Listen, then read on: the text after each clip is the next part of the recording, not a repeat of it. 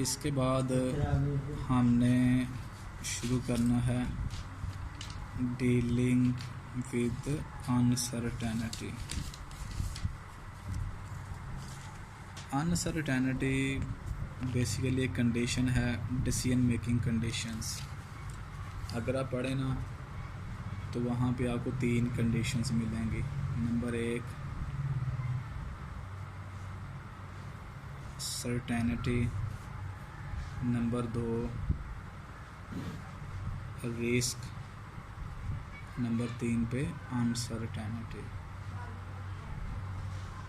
अगर आपने decision making conditions पढ़ी हुई हैं तो वहाँ पे ये तीनों कंडीशंस आप पढ़ चुके होंगे, लेकिन इसके बावजूद भी मैं थोड़ा सा इनको रिवाइज करवा देता हूँ।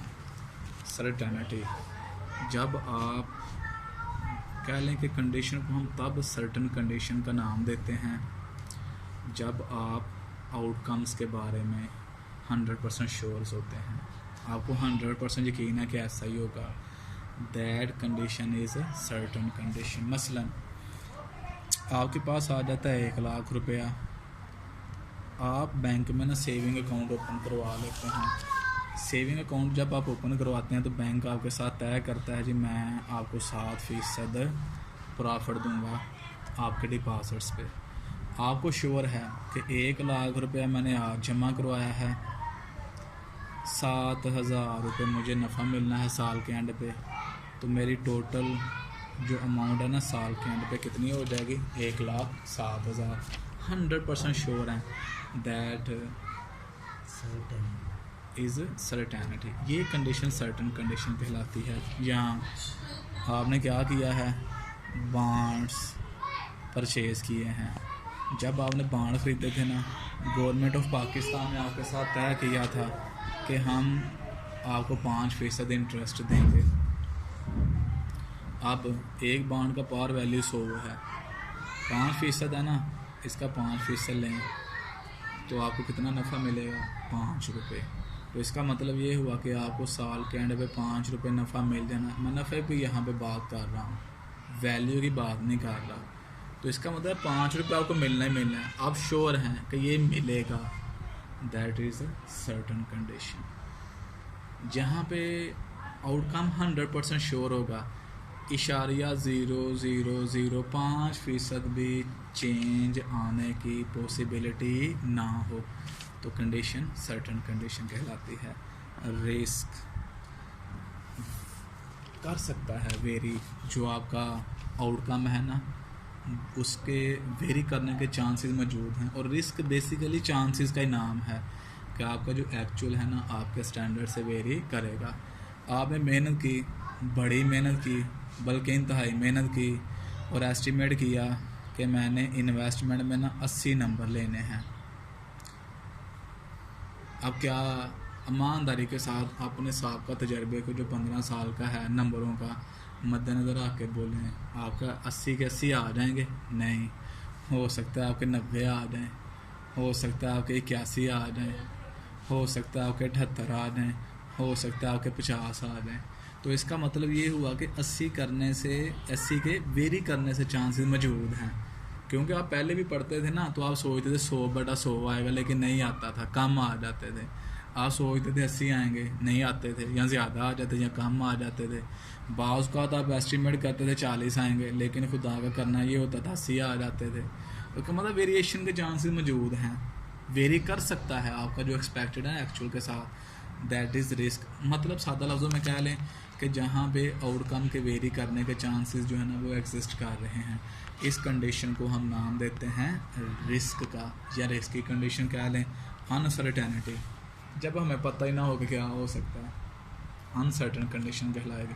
जैसे अभी रिसेंटली आप देख लें कोरोना जी का वार चल रहा है, तो हमें दिलासे दिए जा रहे हैं लॉकडाउन 14 तक चलेगा, लेकिन जो ही 14 आती है तो लॉकडाउन 26 तक चला जाता है, फिर 26 आ जाता है लॉकडाउन 31 तक चला जाता है।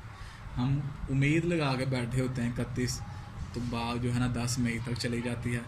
अब हमें कोई नहीं पता कि ये बाल कब तक चलेगी, हो सकता है अगले मई तक चले जाए, हो सकता है उससे अगले मई तक भी चले जाए, और अल्लाह का करना ये भी हो सकता है कि बाल जो है ना 15 मई को रफा दफा हो जाए, ख़त्म हो जाए, हम नहीं जानते। ये जो कंडीशन होती है ना, दैट इज़ अनसर्टन। मसलन इसकी मैं एग्जांपल, बेहतरीन एग्जांपल यूँ दूंगा कि आपकी आंखें बंद करके ना आपको छोड़ दिया जाए, भाई आप चलें, हो सकता है दरिया में गिर जाएं, हो सकता है किसी गाड़ी के साथ टकरा जाएं,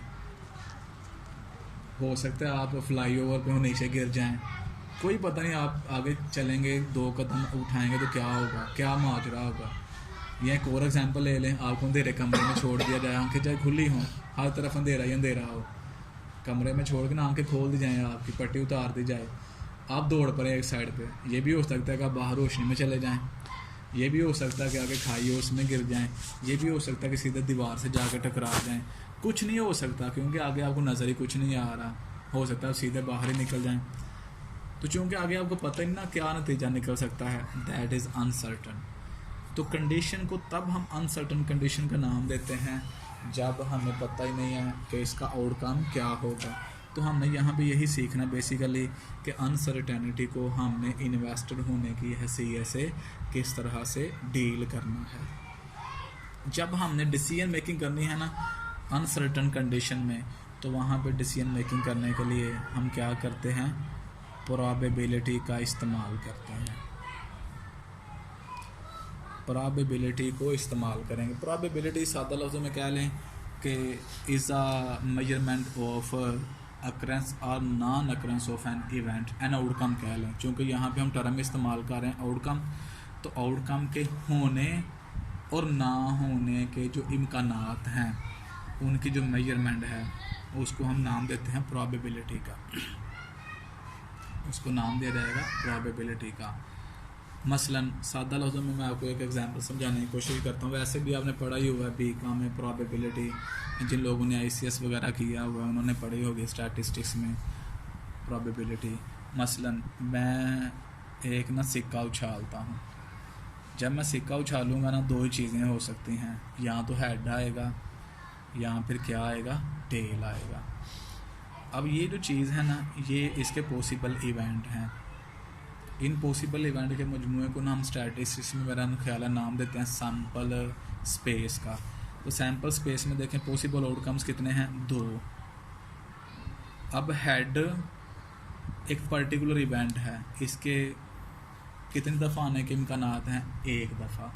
भाई एक सिक्का उछालेंगे ना, ऐसे आज उछाल के देखें, मैं वाकई ठीक कह रहा हूँ या बस आपको बहकाने की कोशिश कर रहा हूँ, 1 ही दफ़ा आएगा। ये एक इवेंट है, अक्रेंस ऑफ हेड का इसको हम नाम देते हैं, और इसके पॉसिबल आउटकम्स कितने हैं, 1 को 2 के साथ तकसीम कर दें 0.5, या इसको परसेंटेज में लेके आए तो बनेगा 50%। इसका मतलब ये हुआ कि हेड के आने के इम्कानात 50% हैं।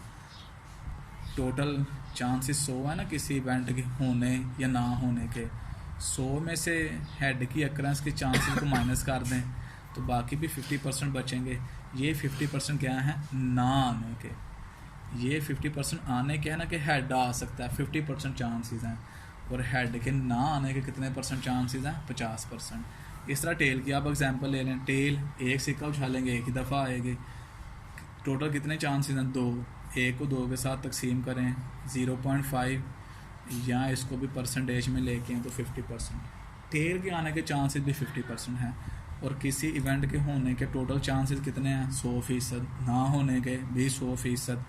तो इसमें से टेल के होने के चांसेस माइनस कर दें तो बाकी ना होने के भी चांसेस कितने होंगे, 50%। इसका मतलब ये हुआ कि हेड के होने के 50% चांसेस हैं, ना होने के भी 50% हैं, टेल के होने के 50% हैं, ना होने के भी 50% हैं। तो ये हम क्या कर रहे हैं, मेजर कर रहे हैं इवेंट को। ये जो मेजरमेंट हो रही है ना, इसको हम टेक्निकल लैंग्वेज में नाम देते हैं प्रोबेबिलिटी का। तो यहाँ भी हमने क्या करना है, प्रोबेबिलिटी को ही इस्तेमाल करना है। अब ये इस्तेमाल किस तरह से करेंगे, तो इसको हम सीखेंगे बाकायदा नेक्स्ट लेक्चर में इंतहाई डिटेल के साथ। आज सिर्फ आपने यही याद रखना है कि कंडीशन सर्टन कब होगी, रिस्की कब होगी, अनसर्टन कब होगी, और प्रोबेबिलिटी बेसिकली चीज़ क्या है। अगर आपको ये चीज़ क्लियर हो जाएगी तो नेक्स्ट लेक्चर में जब हम यहाँ से शुरू करेंगे तो मेरा नहीं ख्याल कि आपके लिए किसी किस्म का कोई मसला बन सके। पहले देखेंगे कि हमने जब रिटर्न्स वगैरह को मेजर करना तो तब प्रोबेबिलिटी को किस तरह साइन करना है, मेजर करना है, सादा लफ्ज़ों में कह लें पॉसिबिलिटीज़ को, और उसके बाद फिर सीखेंगे स्टैंडर्ड डेविएशन को निकालना सिंगल सिक्योरिटी का, और उसके बाद फिर पोर्टफोलियो का भी सीखेंगे, साथ कोरिलेशन वगैरह भी, ईच एंड एवरीथिंग जो है ना उसकी प्रैक्टिस की जाएगी। नहीं जी, किसी स्टूडेंट अगर कोई मसला है तो अपना अपना क्वेश्चन जो है ना वो पुट करें। शुक्रिया बहुत बहुत बहुत।